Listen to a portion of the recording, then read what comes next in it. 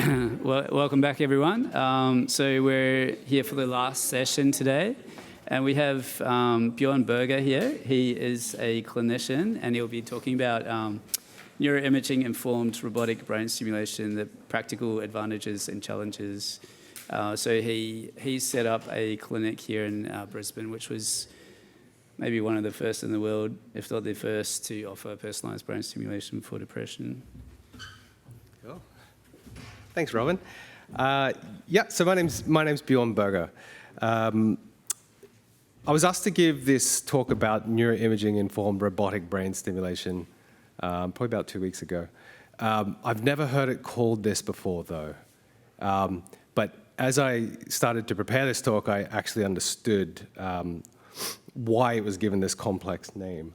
Now, just to give you some background, or just a first disclosure about who I am. So I'm director of Queensland Neurostimulation Centre. This is a company where we translate primarily neurostimulation research into the clinic. We've used work from QIMR Burgher and University of Melbourne. I'll talk about some of those people today. And in our clinic is the first time we get to use this stuff. We have an industry partnership with Ant Neuro using EEG products. I won't be talking about that today.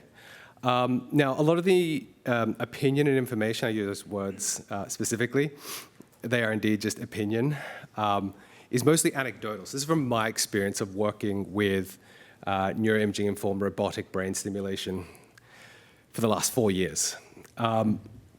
It's a highly novel area with limited reference points in the literature for what is indeed the advantages and disadvantages, which I'm going to talk about today, of using this kind of methodology and workflow. So, as I said, it's more my experience. So, because that's the case, and this is a workshop, please feel free to interrupt at any time and ask whatever questions you want. I'll also probably try to finish as early as I can so I can open up to questions. But yeah, don't feel shy. Just please put your hand up, and if I see you, I'll point out. Now, where possible, I'll try to avoid the use of commercial product names, but it's kind of unavoidable. I've got to talk about them. There are a fair few, and it is still interesting to know what's out there. Okay, so. This is just a little bit about me and where I'm from, just to give you an understanding of why would I even talk about this. So in 2021, pretty much at the end of COVID restrictions in Australia, I and one other person named Luca Cocchi, I'll introduce him more in a moment, decided we could translate some technology that had recently become available to use in the clinic, and that was personalized neuroimaging for TMS, for treatment of depression, that Robin Cash, who will talk after me, and Andrew Zaleski had developed at the University of Melbourne. So in 2021, we saw that opportunity to bring that into the clinic for the first time. This technology hadn't gone through clinical trials at this point, so we had to do a fair bit of work to get this through regulation and then translate it into the clinic. And we've been operating there for the last 4 years, primarily doing personalized TMS for major depression, but also recently OCD, and testing out several other technologies that I won't talk about today. Now, as of 2025, imminently, so I have moved from St. Andrews, which you can see up here. This is where I've been for the last 4 years, and many thanks to the people that have supported me there. This is Peter Silburn, who's a neurologist here in Brisbane that does deep brain stimulation for various disorders, and Kylie Andrews, who's the practice manager there. They were very important for us in terms of getting going. But as of this week, this is my last week at St. Andrews, and I'll be transitioning to this clinic here called Aviv in Windsor, which is a historical site in Brisbane. It used to be an old war hospital, now is repurposed into a private psychiatric facility. And I'll be opening up there with an inpatient program to do things like accelerated theta burst stimulation using personalized neuroimaging and robotic TMS there. So I'm very excited to that, and a big thank you to this wonderful person here named Joanne, who is my connection with the Aviv Hospital, who will be not only helping me bring the clinical translation over there, but also on the business side of things. Because one thing that I've realized over the last 4 years is that clinicians such as myself and scientists like Luca, we're terrible at business, and we need help wherever we can get it, because we'll spend all the money and we won't make any.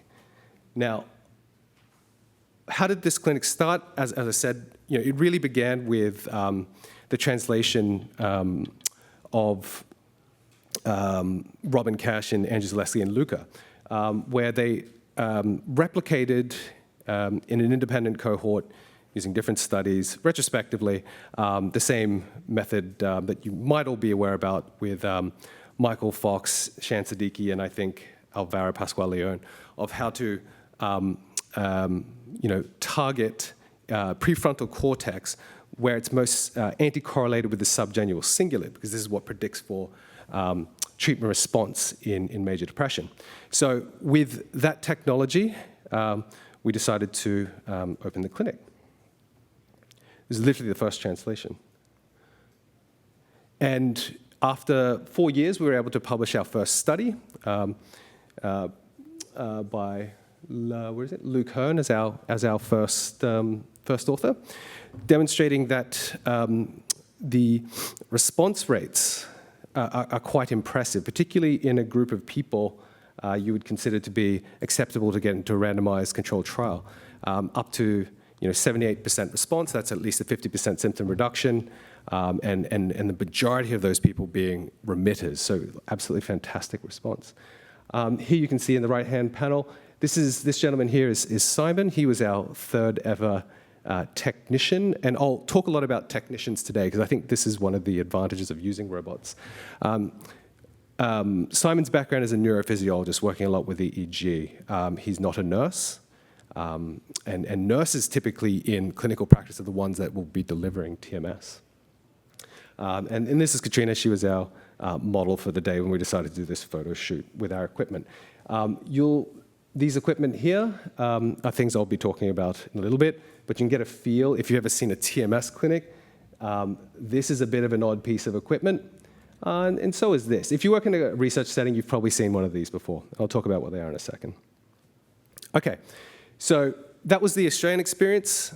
This is the Singaporean experience. So with the knowledge that I had gained in the first 2 years of setting up the Brisbane clinic, Singapore, led by Thomas Yao, maybe you know who he is, maybe he's given a talk today already, and this gentleman here, Tor Fern Chen, he's a psychiatrist. He's the director of neurostimulation at Institute of Mental Health, or was. He's now at National University of Singapore.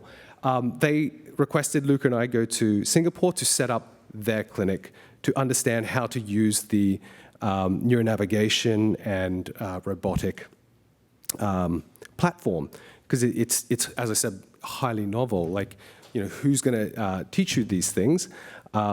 It'd be good to have someone who's had prior experience. And the connection here is Thomas is good friends with Luca.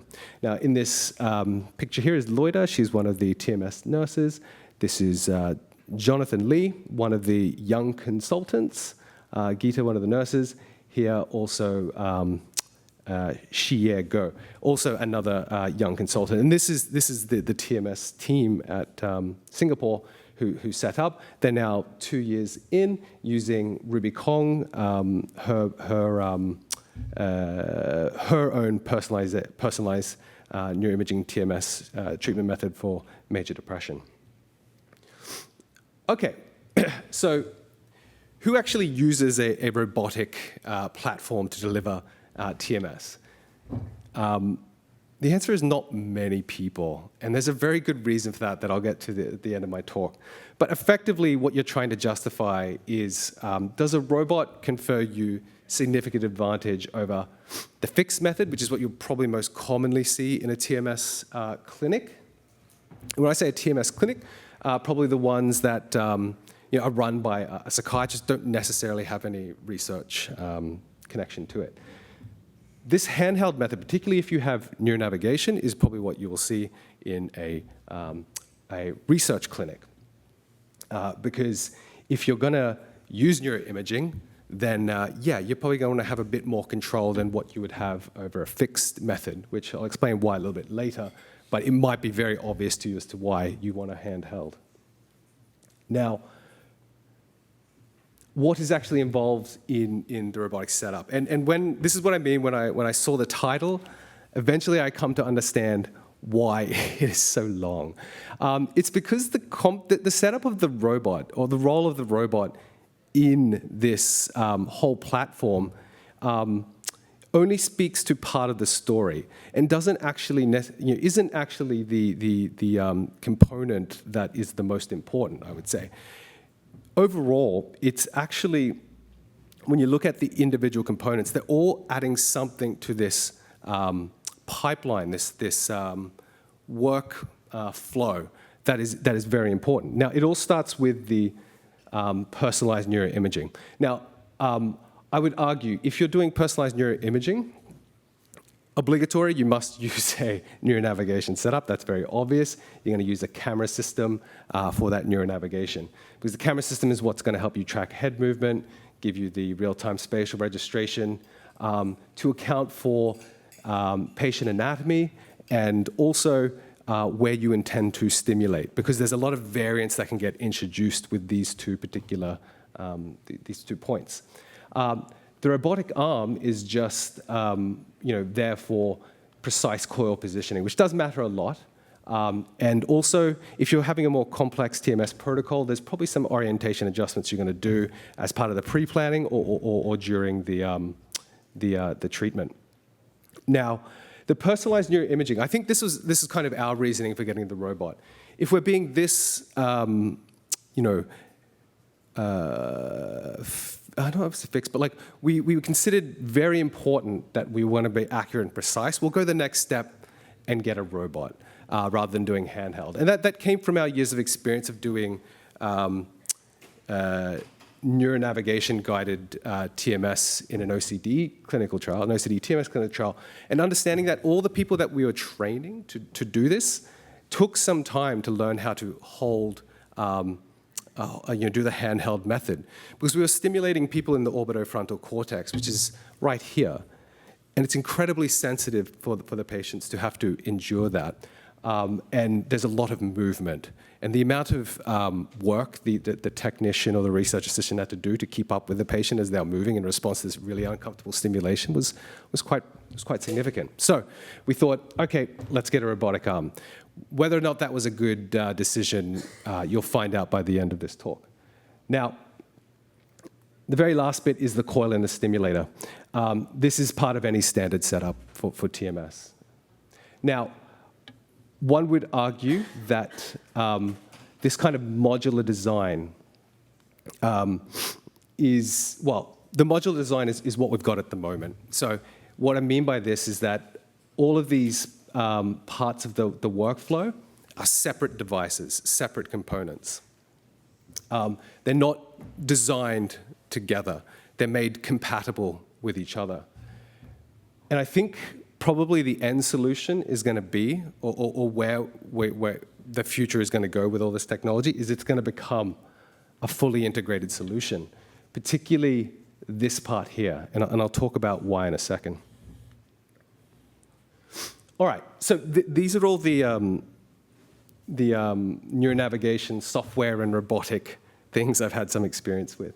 So I first started using Ant Neuro with Visor 1. I haven't used Visor 2.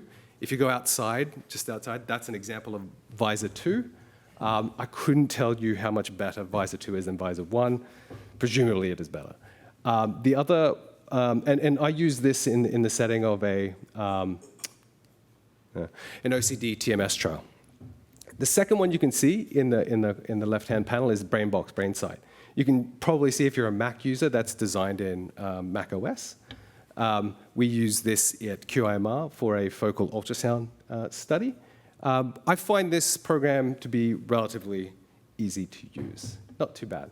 The last one is Localite TMS Navigator. This is the one I've been using for the last 4 years in the clinic, and I find this also particularly easy to use. I don't have a preference for any one of these neuronavigation systems. yeah, you know, there is a distinct advantage to each and every one of them, and each of them have certain disadvantages too.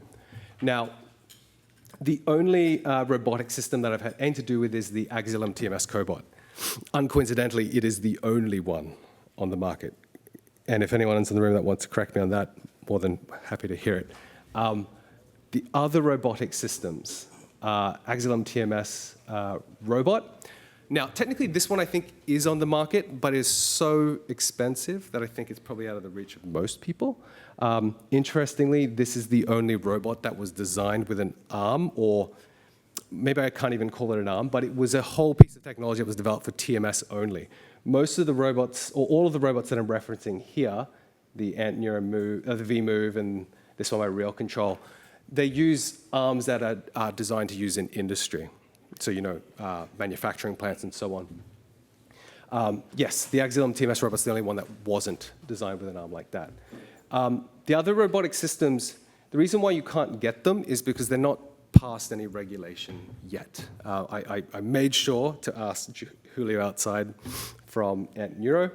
No, they're not past regulation yet. They're still going to, I think their next step is to get regulation in Europe. Once they get Europe, they'll probably expand into Australia, Singapore, the US, probably. I don't know what the FDA is like with CE, but anyway, once you get regulation in one country, you're probably going to get into the other countries pretty easily. Now, all the examples I give here of the robots, with the exception of the Axilum TMS robot, is they're all cobots. Now, I actually didn't know what a cobot was until I decided to write this talk. Cobot literally just means collaborative robot. All a collaborative robot means is it was designed specifically to work in close proximity with humans. And that means it needs certain safety features in order for it to you know, be safe to use with humans, so the TMS operator and the patient, and that's the way you're going to get through these regulatory bodies. All right, so why do we use robots? Essentially, it's to reduce patient and TMS operator variance. So the TMS operator always induces some variance to the way treatment is delivered. If you're a scientist, you may not see the amount of variance we introduce when we're doing our TMS stimulation on patients. And that's because in the clinic, the clinical reality is that there are things that you will never account for with your patients, just doing things that you just did not expect. Whether it's tolerance issues, movement type things, you know, that's where the TMS operator is going to try to have to adapt to the patient. Now, some of these things are patient-induced variance, but often when I'm talking about patient-induced variance, these are things like, you know, their individual brain anatomy, and that kind of stuff. And you can't see how this coil is going to position until you actually get them into the clinic. You can kind of appreciate it on a neuroimaging, like on a brain image, but until you actually see that coil land on their head is when you can predict that there's going to be issues for that patient. And I'll explain why in a little bit. But ultimately, when you use a robot, you're aiming for the most optimal coil placement, obviously in combination with the neuronavigation, for distribution and magnitude of that E field. Because if you can, you know, put simply, if the E field lands perpendicular in its strongest spot to the place you want to stimulate in the cortex, then you can be rest assured that that's indeed happening. The cobot gives you, I guess, more control over that in real time. Than maybe someone who is hand-holding. This study that I'm referencing here, the continuous adjustment to head motion, this is indeed an advantage of robots. And this study was mainly looking just at a fixed versus a robot. I don't know if anyone's looked at handheld versus robot. But certainly, yes, indeed, head motion during treatment will introduce some significant variance to where you stimulate. This has probably both effects on, or impacts on effectiveness, but also safety. And that leads me to basically the 4 points that I'm talking about today, the advantages and disadvantages of using a robot. You know, I finally got here. So safety and regulatory is what I'll talk about first, then precision, workflow efficiency, and I think this is probably one of the biggest determinants of why you would ever use a robot, and economics. Again, I think the other biggest determinant as to why you would use a robot. Interestingly, not necessarily these two. All right. Safety and regulatory. Okay, mechanical safety. When Julio was outside talking about the V-move, I heard him talk about a number of these issues, particularly around mechanical safety.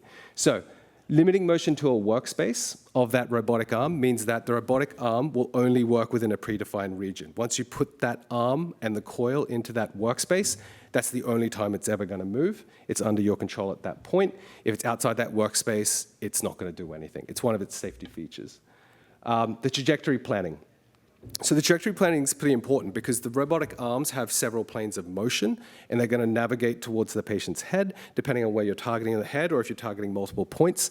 That trajectory planning is important because you want to avoid collisions. You don't want that arm colliding with the chair or making contact with the patient in any unintended way. The speed of the arm and the coil is also important. Because you want that to be very controlled, you want that to be very predictable, and you want it tied to the force sensor. The force sensor is often on the arm, but sometimes it is designed to be in the coil where it actually contacts on the patient's head. This will also determine the safety of the patient and indeed the tolerability of the patient of that coil contacting their head.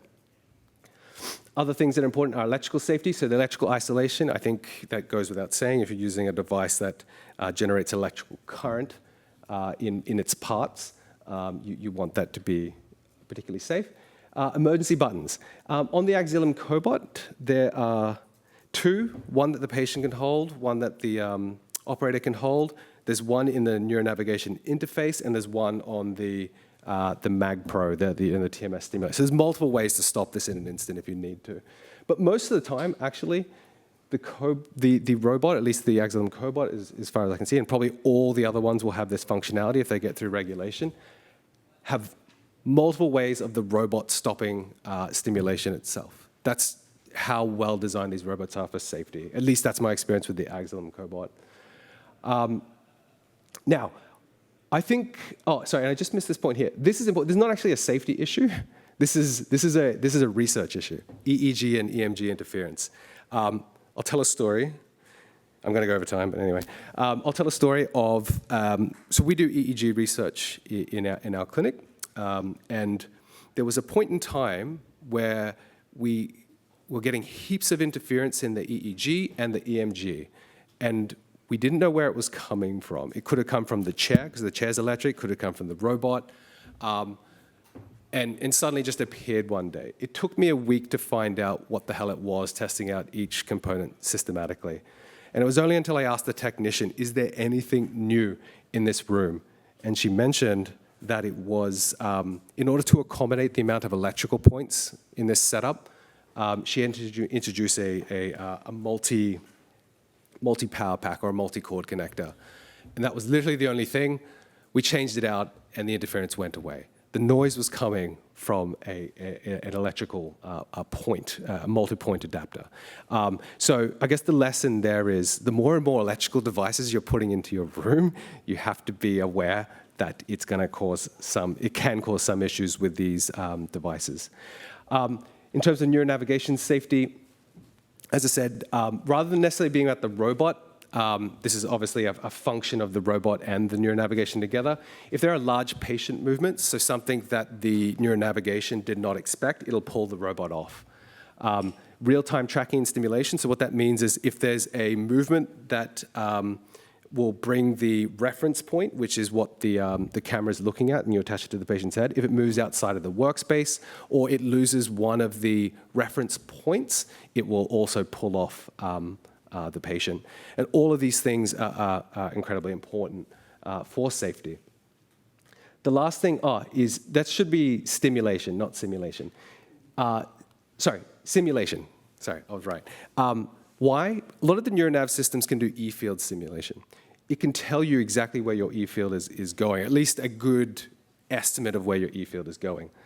This is important for certain risks that you may not necessarily be thinking about because you haven't read them in Rossi 2009 or Rossi 2021. Rossi does not talk about these ophthalmologic risks. I've searched it many times. And the reason I did was because I noticed clinicians or psychiatrists and nurses at a certain private hospital here in Brisbane were always consenting patients for retinal detachment in TMS. And I never understood why, because I couldn't find it in Rossi. Then I looked at, obviously just did the Google search and the Google Scholar search and go, oh yeah, there's lots of case studies about this. Well, not lots, but there's several case studies about this particular complication. And clearly, it had also happened at this private hospital, so they got very concerned about it, and they made it part of their culture to make sure they're screening people for ophthalmologic risk, retinal detachments, beforehand. Now, in my use of neuronavigation and robots, I think the risk of something like this is very, very markedly reduced because you know where the E field is going. You're not using a fixed arm. The robot's going to follow. You can predict if there's going to be any issues with regards to going anywhere near the eye because you can see on the person's MRI where that E field may be going. It should be really, really reassuring to see what you're doing live with a neuronavigation system and a robot that is very real-time responsive to things like patient movement and a lot of built-in safety features when patients do something very unexpected. And things that patients do that are unexpected, sneezing, and I've definitely seen that, and also patients when they first begin TMS, if you've never had TMS before, it's unlike any sensation that you will ever experience because it's triggering basically all the sensory modalities all at once. For some patients, particularly those with trauma backgrounds, PTSD, they will, who already have high levels of arousal, they will respond sometimes, very unexpectedly, and the robot and the neuronavigation system will accommodate for this. I think I've mentioned it before about the integrated versus modular designs. I think overall it makes kind of implicit sense. At an integrated system with all the components designed together, probably going to have superior safety features, but that's yet to be demonstrated. And I think I've talked about regulatory things before, but I think I mentioned it here mainly because regulatory processes for these devices and any therapeutic thing like a medication is really, really expensive.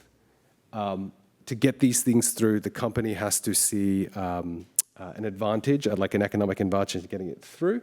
And that's because the reason why it's so hard to get in is because these regulatory bodies want to make absolutely sure when this thing gets onto the market that it is 100% safe. Okay, precision. I'll be very quick here. What you can see on this panel is something from our Localite. You can see in the bottom right-hand panel. This is someone that's undertaken 9 minutes of stimulation with 1,800 pulses. This is an accelerated theta burst. This is an example of accelerated theta burst session. In 9 minutes, 1,800 pulses are delivered in this very, very small space. And this patient is still moving throughout that 9 minutes. So you can kind of see, the robot and neuronavigation system can be highly, highly precise. The other, I guess, things you can't see on this is that inter-session repeatability is going to be very, very good with the robot and the neuronavigation system, and you've got a way to be accountable. You've got a way to audit that. I think that's probably it. Okay, so this is, I think, if I could emphasize anything about a robotics setup, I think these are its advantages over the handheld. The training time to use a robot and a neuronavigation setup versus the handheld is days relative to months. I just say this because of my own experience of learning how to do this handheld, where it took me ages to learn it, whereas me teaching now 5 technicians, they become proficient in using a robot and neuronavigation setup within days. So they're competent. They're not exactly confident. They still want me around to supervise them. But I can see within days they already know how to use this. Why? Because they don't have to worry about this anymore. It's all controlled from a PC setup. And they can look at the patient and see what's happening, but they're controlling it from a PC. Every function of the TMS and the robot. So it goes to follow that the skill level of someone operating a robot doesn't have to be particularly high.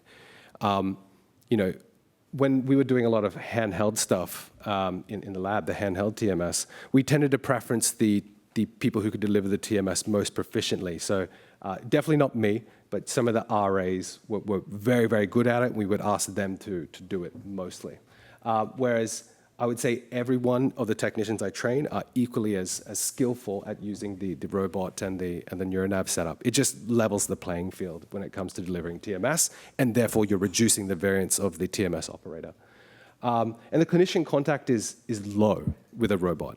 And I saw this actually in Singapore, where they were simultaneously running 2 sessions with one nurse. And all that the nurse was doing was sitting between the rooms. There was a privacy between the 2 patients, but the nurse could control everything with a computer. And because they were doing accelerated TBS, the sessions are 9 minutes. Yeah, it was kind of easy to do. I was actually very impressed.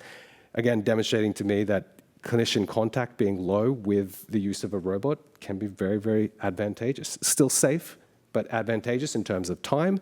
When it comes to thinking about a clinic that's probably going to be treating multiple people, there's also a business case to that too. Okay, this is one of the downsides.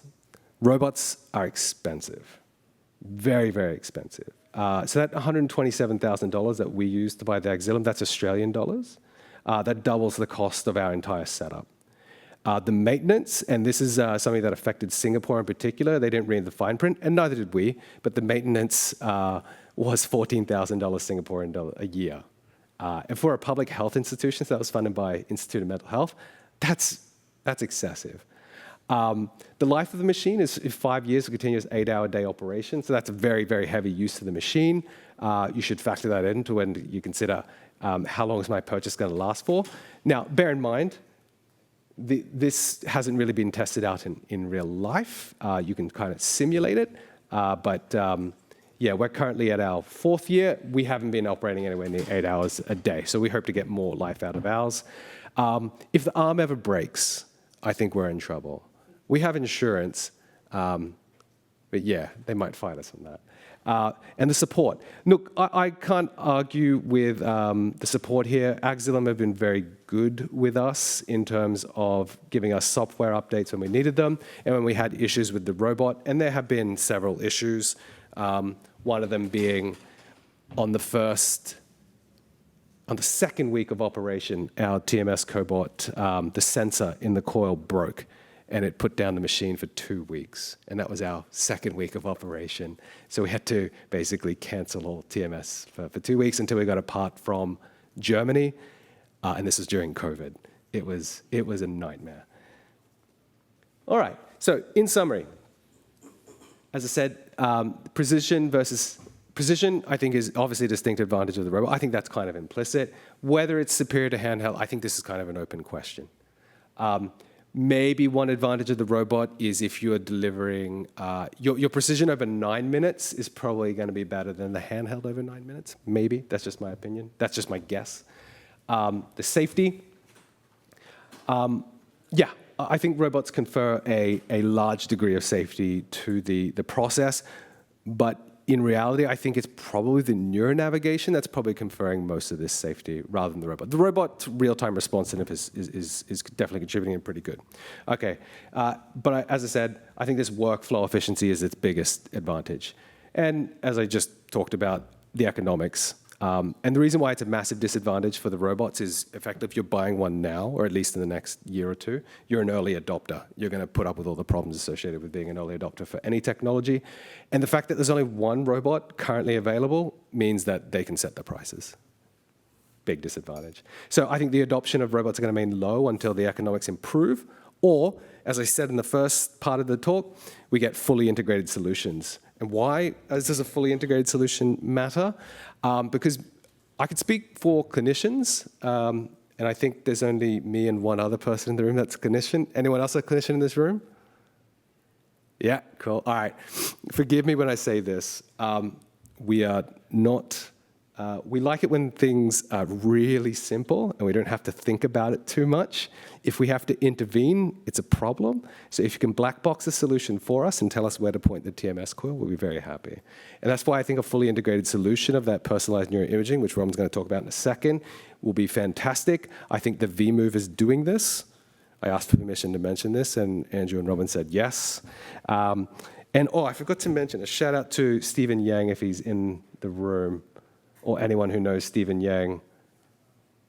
This is his robot. It's Chinese. This one is also going to be a fully integrated solution too, but that's nowhere near as advanced as the ant neuro or the axillum solutions. Okay, that's it. Sorry for going over time. Does anyone have any questions they want to ask? Yeah. Are you considering incorporating tFUS in your clinic, like providing that, or do you have to wait for like FDA? Am I waiting to patent? Sorry? No, are you going to provide tFUS? Oh, focal ultrasound. Yeah. Yeah. So focal ultrasound, we do in our lab. We do it handheld using the BrainSight NeuroNav. I think what your question might be, are these robots going to attach these focal ultrasound? Are you No? going to provide that as a treatment? Oh, okay. Or do you have to wait for Sure. FDA? No. So you can, so there's a couple of ways you can get a translation into the clinic early. In Australia, this is through use of what's called authorized prescriber or specialized access scheme. You have to apply to the Therapeutic Goods Administration that you have a device or a treatment that you're using outside of its intended indication, and that the evidence is limited, hasn't gone through clinical trials. You just have to demonstrate safety. You also have to demonstrate that you're monitoring it in some way. Typically, it's through a study. And if you can do that and report back to the TGA every 6 months for, say, an authorized prescriber, you can do it. Yeah, so I think if we get anything that's particularly promising, we certainly will. Right now, I think our evidence is kind of limited, but I suspect, yeah, maybe in the next, 5 years or something promising comes out, that's something we could do. Certainly the clinic is kind of set up to do something like that. Yeah, thank you so much. Any other questions about robots or NeuroNav? Yeah. You mentioned about this robot advantage than human. Did this need the participant to cooperate with the doctor or clinicals? Because, for example, for some relations like children or some patients cannot control themselves, Yep. is there still more safer use the robot than a human to do this kind of? Oh, yeah, I never thought about it like that. So the question was, would use of, correct me if I'm wrong, a robot confer you an advantage in dealing with special populations like children? Yeah. Okay. The reason why I haven't thought of a question like that is typically TMS in children is very hard to do. Yeah, just from a ethics point of view. Would I think that a robot might help in this situation? This is purely speculative. Okay, the robot might scare the child. It's a big robotic arm. And I look at some of the patients when they undertake TMS with the robotic arm, and they're very carefully looking at this coil approaching them. I think you could get a child to get used to the coil. You could certainly train them to. The advantage might be that if a child is very unpredictable in their movements, the robot's going to be very safe. It won't deliver the stimulation if it's not safe to do it. The problem is the robot is very rigid in its decisions about safety. So, for example, in our patients with PTSD that frequently jolt out of the chair, we have to coach them into limiting the amount of movement, or we use gravity, so we get the chair to recline as much as possible to reduce the amount of jolting they're doing in response to it. Because while the robot is good and it always prioritizes safety, it also doesn't use judgment in how it responds to something unpredictable. It's kind of binary. They'll either say yes or no, go ahead with the stimulation or not.